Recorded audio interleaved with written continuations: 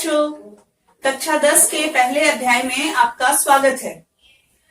इस अध्याय का नाम वास्तविक संख्या है। इस अध्याय को पढ़ने के लिए पहले हम लोगों को संख्याओं के बारे में पूरी जानकारी चाहिए।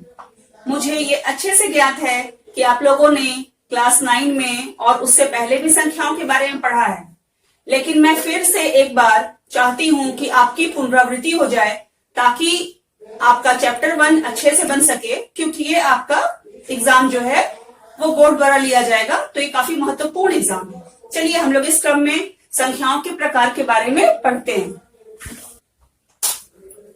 पहली संख्या प्राकृतिक संख्याएं।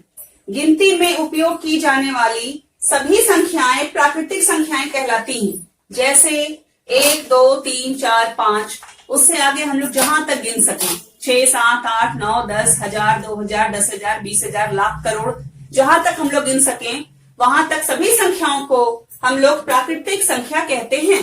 ये आप लोग को पता है, मगर मैं फिर से पुनरावृत्ति कर रही हूं ताकि आप लोग फिर से इसको रिकॉल कर सकें। दूसरी संख्या है हमारी पूर्ण संख्या। प्राकृतिक संख्या में शून्य शामिल कर लेने से पूर्ण संख्या बनती है। अभी हम लोगों ने जाना कि प्राकृतिक संख्या क्या है, 1, 2, 3, 4, 5, 6, 7, 8, 9, 10 से लेके आगे तक। ये अगर हम लोग शून्य इसमें शामिल कर दें, या हम लोग इसे ऐसे कह सकते हैं कि शून्य से शुरू होकर जो भी संख्याएं आगे गिनती वाली संख्याएं हैं उन सभी को हम लोग पूर्ण संख्या कहते हैं। जैसे 0, 1, 2, 3, 4, 5, 6, 7, 8, 9, 10, 11, 12। इसमें एक चीज ध्यान देने योग्य है कि प्रत्येक प्राकृतिक संख्या पूर्ण संख्या होती है। जैसे आपका सवाल पूछा जाए कि क्या 12 जो संख्या है वो प्राकृतिक संख्या है या पूर्ण संख्या है, तो हम लोग इसका जवाब देंगे कि 12 प्राकृतिक संख्या भी है और 12 पूर्ण संख्या भी है। दोनों में सिर्फ अंतर इतना है कि पूर्ण संख्या की शुरुआत हमारी 0 से हो रही है और प्राकृतिक संख्या की शुरुआत हमारी 1 से हो रही है। इस बात को आप लोग कृपया ध्यान रखें। अगली संख्या है सम संख्या। ऐसी प्राकृतिक संख्या जो जैसे 2, 4, 6, 8, 10, 12।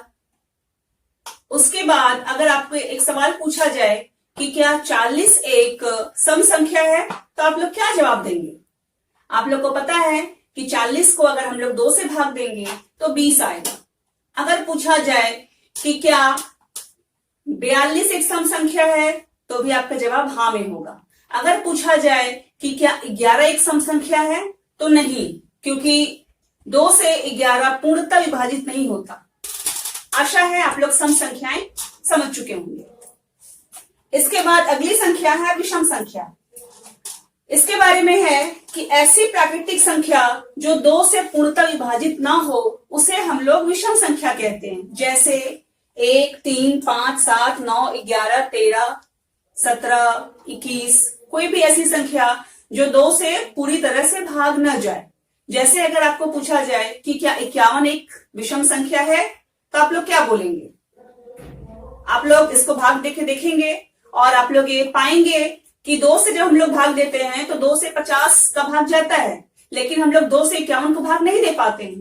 तो हम लोग ये कह सकते हैं कि 51 एक विषम संख्या है। इसी क्रम में हम लोग आगे देखते हैं पूर्णांक संख्याएं। धनात्मक, ऋणात्मक और शून्य सभी संख्याओं को एक साथ मिलाकर जब हम लोग लिखते हैं तो उसे हम लोग पूर्णांक संख्या कहते हैं। जैसे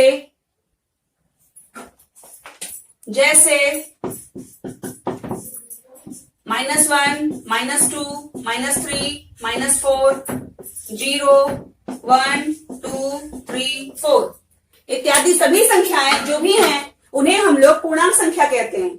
आइए हम लोग इसे संख्या रेखा पर देखें। संख्या रेखा पे हम लोग देख पा रहे हैं कि संख्या रेखा पर यहाँ 0 है। जब हम लोग इधर बढ़ते हैं 1, 2, 3, जब हम लोग दाहिनी तरफ बढ़ते हैं इसे हम लोग कहते हैं धनात्मक संख्याएं। जब हम लोग 0 से बाईं तरफ बढ़ते हैं, देखिए जब हम लोग इधर बाईं तरफ बढ़ पा रहे हैं तो हम लोग इसे कहते हैं ऋणात्मक संख्याएं। -1, -2, -3, -4, -5 जहां तक आप आगे जा सके, धनात्मक में जहां तक आप आगे जा सके। तो हम लोग यहाँ संख्या रेखा पे देख के समझ पा रहे हैं कि ऋणात्मक संख्याएं किसे कहते हैं और धनात्मक संख्याएं किसे कहते हैं। ऋणात्मक, धनात्मक और शून्य, इन तीनों को मिला करके जब हम लोग सभी संख्याओं को एक साथ सम्मिलित करके हम लोग जब संख्याओं को लिखते हैं तो उन्हें हम लोग पूर्णांक संख्या कहते हैं। जैसे अगर हमें पूछा जाए कि -70 या -70, जो भी आप कहिए, ये पूर्णांक संख्या है कि नहीं, तो हम लोग बोलेंगे हाँ। अगर पूछा जाए 0 पूर्णांक संख्या है कि नहीं, तो बोलेंगे हाँ। अगर पूछा जाए 1020 पूर्णांक संख्या है कि नहीं, तो हम लोग बोलेंगे हाँ। आप लोग संक्षेप में जान लीजिए कि जो भी संख्याएं हैं, चाहे वो धनात्मक हो, ऋणात्मक हो या शून्य हो, सभी संख्याएं पूर्णांक संख्याओं के अंदर आती हैं। नहीं, भाज्य संख्या ऐसी प्राकृतिक संख्या जो स्वयं और एक से विभाजित होने के अलावा कम से कम एक अन्य संख्या से भी विभाजित हो, उसे हम लोग भाज्य संख्या कहते हैं।